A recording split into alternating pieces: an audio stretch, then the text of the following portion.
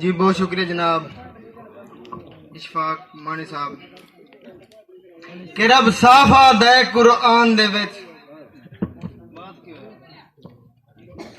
रब साफा दे कुरान दे विच चुन मुस्लिम गलत तुरा नहीं इस हवस दे चक्करां च पै पै के तू अपना आप वंजाने ओ कर ठीक तू अपनियां नजरां नू एवें अखदा कर जिना नहीं घरों निकलियां कुड़ियां नहीं मंजम सारी होंदियां बेहया कि वो दे गया हार गरीबा नू और जिस बशर नू नाल लाई रखिया खुद फाकिया नाल नहीं भेंदे रहे पर उस नू राज कराई रखिया और उसे बोड़िया ही बेड़ी संगतां दी और संग जिस दे नाल वधाई रखिया नहीं मंजम अज महसूस होया है एवें कुत्ते नू मक्खन खवाई रखिया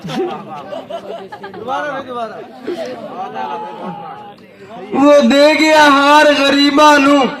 और जिस बशर नू नाल लाई रखिया है खुद फाकिया नाल नहीं भेंदे रहे पर उस नू राज कराई रखिया है उसे बोड़ी बेड़ी संगतां दी संग जिस दे नाल वधाई रखिया है नहीं मंजम अज महसूस होया है एवें कुत्ते नू मक्खन खवाई रखे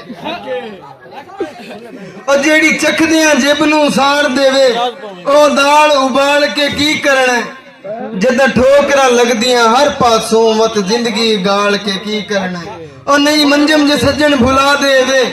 और डीवे आस दे बाल के की करना है जेड़ा अपना बन के वड़ लेंदा है ओ कुत्ता पाल के की करना है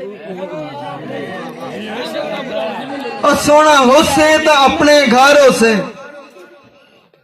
और सोना होसे तो अपने घरों से सानू नखरे ढेर विखाने तेरे जाल च हुण मैं फसना नहीं एवें अख दे तीर चलाने